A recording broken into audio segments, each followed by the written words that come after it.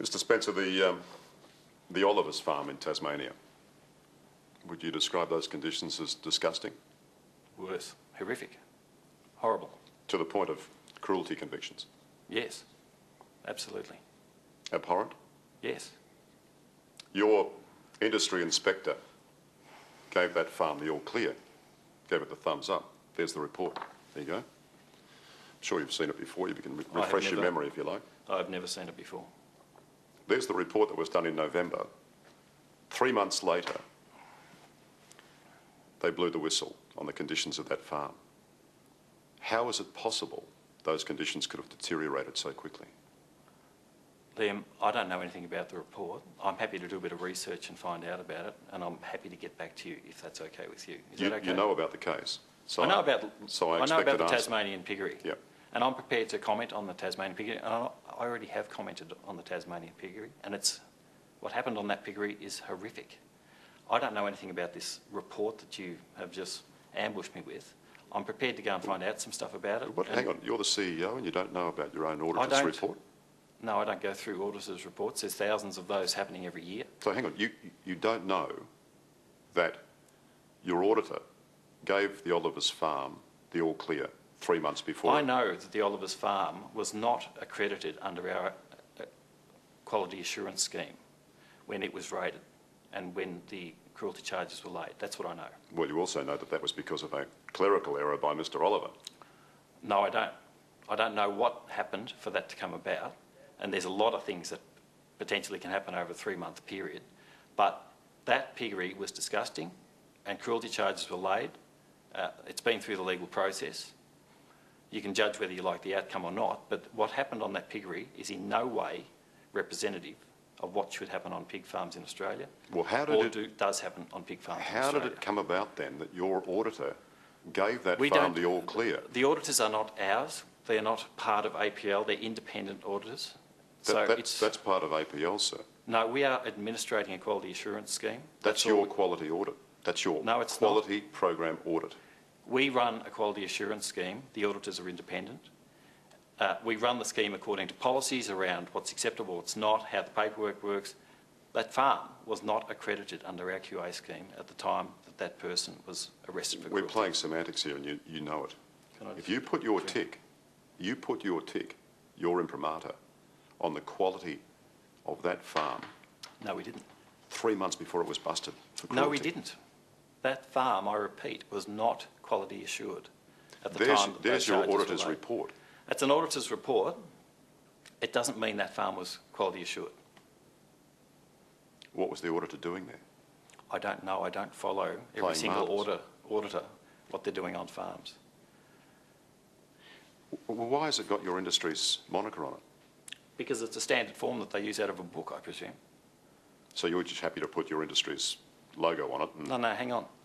This is a standard template form that auditors use when they're auditing farms. So they fill it out according to what they're seeing.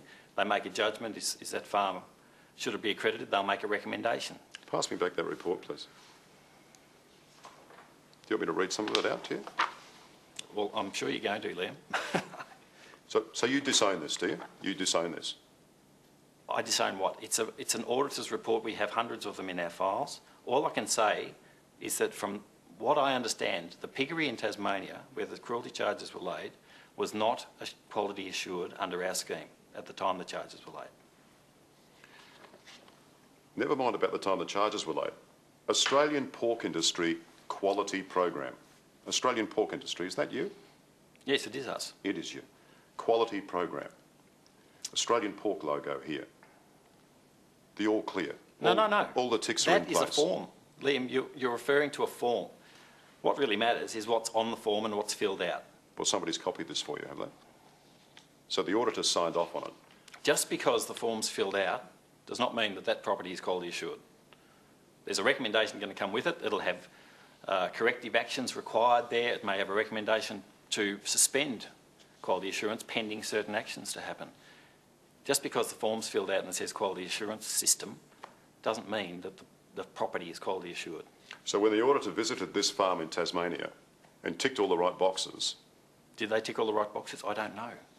You don't know? As CEO, all I know, you don't know? When I heard of what happened in Tasmania and I saw that sign of accreditation under APIC, I asked the question, is this farm accredited? Because it doesn't look like it should be. And the answer was no, it's not. Because Mr Oliver didn't fill out the right forms. I don't know. But it certainly shouldn't have been accredited on the way that it looked in those videos. And it would never have been accredited if that's what was there when an auditor walked through. Believe me, do you really think that an auditor is going to accredit that farm? So we have an auditor giving it the all clear. I don't know if the auditor gave the all clear. All I know is with it's not quality assured. With your industry's name on it. Our industry's name is on the form. That form can say, this is the worst piggery I've ever visited. Don't quality assure it. It's nothing to do with the form. But you don't take any responsibility for the auditor's work under your banner. No, we have to make sure our auditors are qualified and competent. What about the auditor who did this report? Were they qualified and competent? I presume so. I would hope so. And that's our job to make sure that they are. So I hope that we're doing that well. And so they gave this farm the green light. And well, Woolworths... I don't know if they did or not. Woolworths, the main client of this farm, tell us that they find it extraordinary that things could deteriorate that quickly at the farm. I haven't seen any footage of your interview with Woolworths, so all I can say is that what they've said to us, we've been working with Woolworths very closely since this incident to make sure that they understand our quality assurance system and that they make sure that they're seeing certification paperwork before they are convinced that a particular farm is quality assured. They need to have a look at their systems to make sure that their governance is good in this area too. But your quality assurance program stinks, doesn't it? Not at all. No, in fact, when it was introduced, it was leading edge for an animal industry, for a meat industry, and we are now going through the process of upgrading it again. So when an auditor on your behalf can go through a farm 3 months before it's found to be so disgusting that the owner is prosecuted for cruelty... Do you honestly believe, Liam, that any auditor walking through that farm would have accredited it under any quality assurance scheme? There is absolutely no way. It was a disgrace. You read the report. You read the report. It's all there. That's the green light. Liam... Mr Spencer, don't take my word for it. Here, in read 3 months...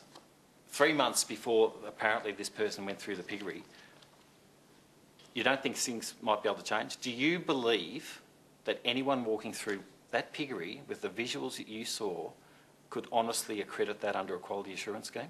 Well, it's interesting you talk about visuals because even after that farmer was charged, your industry was prepared to audit that piggery over the telephone.